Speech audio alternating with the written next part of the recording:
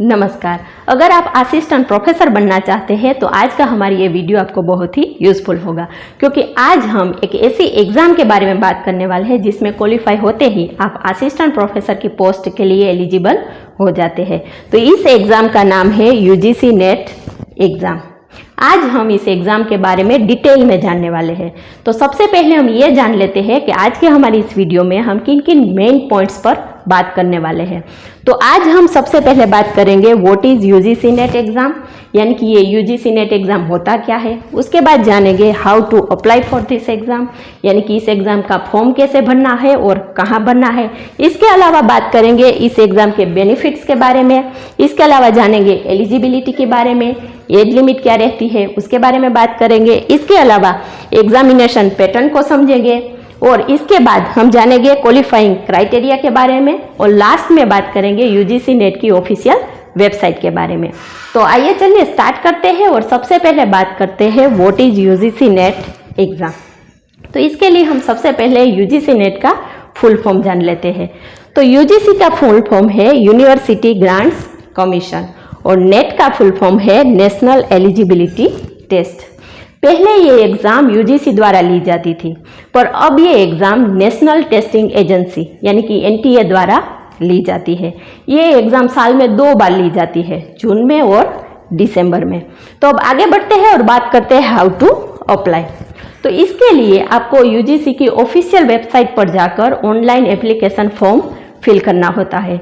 जब आप ये फॉर्म भरें उस वक्त एक बात का खास ध्यान रखें कि उसमें आपको 2 ऑप्शंस दिए जाते हैं, अप्लाई फॉर असिस्टेंट प्रोफेसर और दूसरा ऑप्शन होता है apply for assistant professor plus JRF. अगर आप पहला ऑप्शन चूज करते हो यानी कि असिस्टेंट प्रोफेसर के लिए, तो जब आप इस एग्ज़ाम में क्वालिफाई होते हैं तो आप असिस्टेंट प्रोफेसर की पोस्ट के लिए एलिजिबल हो जाते हैं। पर अगर आप दूसरा ऑप्शन चूज करते हो यानी कि असिस्टेंट प्रोफेसर प्लस जेआरएफ के लिए, तो जब आप इस एग्ज़ाम में क्वालिफाई होते हैं तो आप असिस्टेंट प्रोफेसर के लिए तो एलिजिबल हो ही जाते हैं, साथ ही साथ अगर आपकी रैंकिंग अच्छी हो तो आपको जेआरएफ यानी कि जूनियर रिसर्च फेलोशिप भी मिलती है। तो जब आप इस एग्ज़ाम का एप्लीकेशन फॉर्म फिल करें तब आप इसके बारे में खास ध्यान रखें। तो अब आगे बढ़ते हैं और बात करते हैं बेनिफिट्स के बारे में। तो जैसे कि हम जानते हैं कि अगर हमें असिस्टेंट प्रोफेसर बनना हो तो हमारे पास पीएचडी, नेट और सेट इन तीनों में से एक क्वालिफिकेशन होनी चाहिए। अगर हम पीएचडी करें तो उसमें कम से कम 3 साल का वक्त लगता है, जबकि नेट साल में 2 बार आती है। तो अगर हम पूरी प्रिपरेशन के साथ इस एग्ज़ाम पर फोकस करें तो हम कम से कम वक्त में हमारा असिस्टेंट प्रोफेसर बनने का गोल अचीव कर सकते हैं। तो टाइम सेविंग ये एक इसका बड़ा बेनिफिट है। अगर इसके दूसरे बेनिफिट की बात करें तो अगर आपके पास नेट की क्वालिफिकेशन है तो आपको पीएचडी करने के लिए उसकी एंट्रेंस एग्ज़ाम देने की कोई ज़रूरत नहीं रहती, यानी कि आप सीधे ही पीएचडी करने के लिए एलिजिबल हो जाते हैं। अगर इसके तीसरे बेनिफिट की बात करें तो अगर आप नेट प्लस जेआरएफ हो यानी कि आपको जूनियर रिसर्च फेलोशिप मिली है तो आपको पीएचडी करने के लिए हर महीने बड़ी रकम फेलोशिप के रूप में मिलती है। इससे क्या होता है कि हमें पीएचडी करते करते साथ में कमाने के लिए कोई जॉब करने की आवश्यकता नहीं रहती, यानी कि आप अपना पूरा फोकस पीएचडी पर कर सकते हैं। तो ये सभी इस एग्ज़ाम के बेनिफिट्स है। अब बेनिफिट्स के बाद बात करते हैं एलिजिबिलिटी की। तो जनरल और ईडब्ल्यूएस कैटेगरी के जो कैंडिडेट्स हैं उसे मास्टर डिग्री में मिनिमम 55% होने चाहिए, जबकि एससीबीसी, एससी, एसटी ये सभी रिजर्व कैटेगरी के जो कैंडिडेट्स हैं उन्हें मास्टर डिग्री में मिनिमम 50% होने चाहिए। जो स्टूडेंट्स इस वक्त अपनी मास्टर्स की स्टडी कर रहे हैं वे भी ये एग्ज़ाम दे सकते हैं, पर अगर वो इस एग्ज़ाम में क्वालिफाई हो जाते हैं तो शर्त सिर्फ इतनी है कि उसका यूजीसी नेट का रिजल्ट आया हो उस तारीख से लेकर 2 साल तक में उसके पास मास्टर्स डिग्री आवश्यक परसेंटेज के साथ होनी चाहिए। अब बात करते हैं एज लिमिट की। तो अगर आप सिर्फ असिस्टेंट प्रोफेसर बनने के लिए एग्ज़ाम दे रहे हैं तो उसके लिए कोई एज लिमिट नहीं है, पर अगर आप असिस्टेंट प्रोफेसर प्लस जेआरएफ के लिए एग्ज़ाम दे रहे हैं तो उसके लिए जनरल कैटेगरी के जो कैंडिडेट्स हैं उसके लिए एज लिमिट है 30 इयर्स और एससीबीसी, एससी, एसटी, पीडब्ल्यूडी और सभी जो वीमेन हैं उनके लिए 5 साल का एज रिलैक्सेशन दिया जाता है, यानी कि उनके लिए एज लिमिट है 35 5 ईयर्स। अब जिस महीने में ये एग्ज़ाम ली जा रही हो उस महीने की पहली तारीख के अनुसार हमारी एज काउंट की जाती है। अब आगे बढ़ते हैं और बात करते हैं एग्जामिनेशन पैटर्न की। तो इसमें टोटल 2 पेपर्स होते हैं। पेपर 1 होता है टीचिंग एंड रिसर्च एप्टीट्यूड का और दूसरा पेपर होता है सब्जेक्ट का, यानी कि जो हमारा मेन सब्जेक्ट हो उसका ये पेपर रहता है। तो अब सबसे पहले बात करते हैं पेपर 1 की, जिसमें टाइप ऑफ क्वेश्चंस की बात करें तो इसमें एमसीक्यू प्रकार के क्वेश्चंस होते हैं। टोटल 50 क्वेश्चंस होते हैं और हर एक क्वेश्चन का 2 मार्क्स यानी कि टोटल 100 मार्क्स का ये पेपर रहता है। अब जानते हैं कि पेपर 1 में किन किन टॉपिक्स में से क्वेश्चंस पूछे जाते हैं।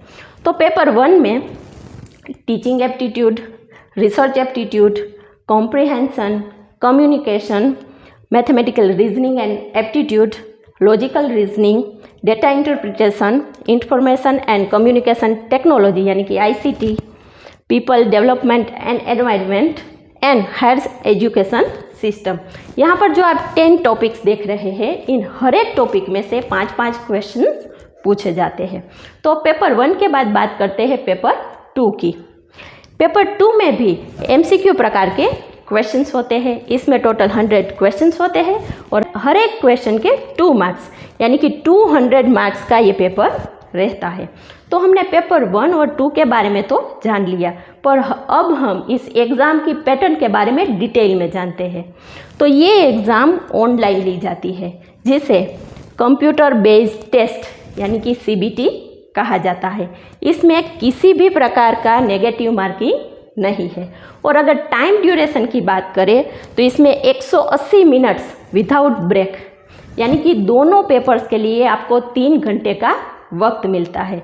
यहाँ पर आपको दोनों पेपर्स एक साथ ही देने होते हैं, बीच में किसी भी प्रकार का ब्रेक नहीं मिलता। और आप इस एग्ज़ाम को किस लैंग्वेज में देना चाहते हैं उसके लिए भी आपके पास ऑप्शंस है। अब इंग्लिश और हिंदी दोनों में से किसी भी लैंग्वेज में ये एग्ज़ाम दे सकते हैं, पर इसके लिए आपको इसका चयन जब आप एप्लीकेशन फॉर्म फिल कर रहे हो उस वक्त करना होता है कि आप किस लैंग्वेज में ये एग्ज़ाम देना चाहते हैं। तो अब बात करते हैं क्वालिफाइंग क्राइटेरिया के बारे में। तो इस एग्ज़ाम में उपस्थित रहने वाले कैंडिडेट्स की कुल संख्या के 6% कैंडिडेट्स को असिस्टेंट प्रोफेसर की पोस्ट के लिए क्वालिफाई घोषित किया जाता है, पर उसमें भी एक कंडीशन है। अगर आप उस 6% कैंडिडेट्स की लिस्ट में आ जाते हैं फिर भी आपको जो category wise minimum qualifying marks निर्धारित किए गए हैं उतने प्राप्त करना कंपलसरी है। जैसे कि EWS और जनरल कैटेगरी के जो कैंडिडेट्स हैं उन्हें दोनों पेपर्स के मिलाकर एग्रीगेट 40% मार्क्स प्राप्त करना कंपलसरी है, जबकि रिजर्व कैटेगरी के जो कैंडिडेट्स हैं उन्हें दोनों पेपर्स के मिलाकर 35% मार्क्स प्राप्त करना कंपलसरी है। अगर आपने JRF के लिए अप्लाई किया है और आपकी रैंकिंग अच्छी है यानी कि जो निर्धारित किया गया कोटा है उसमें आपका समावेश हो जाता है तो आपको JRF यानी कि जूनियर रिसर्च फेलोशिप दी जाती है। तो वैसे तो हमने इस एग्ज़ाम के बारे में डिटेल में सारी बात की है, पर अगर आप और भी कुछ इस एग्ज़ाम के बारे में जानना चाहते हैं तो आप इसकी ऑफिशियल वेबसाइट www.nta.ac.in पर जाकर या तो इसकी दूसरी वेबसाइट www.ugcnet.nta.nic.in पर जाकर प्राप्त कर सकते हैं। तो आई होप कि आज का हमारी ये वीडियो आपको यूज़फुल होगा। अगर आज का हमारा ये वीडियो आपको अच्छा लगा हो तो इसे लाइक कीजिए, हमारे इस चैनल को सब्सक्राइब कीजिए और अगर आपको इस एग्ज़ाम के रिलेटेड कोई क्वेश्चन है तो उसे कमेंट सेक्शन में लिखकर हमें ज़रूर भेजिए। Thank you.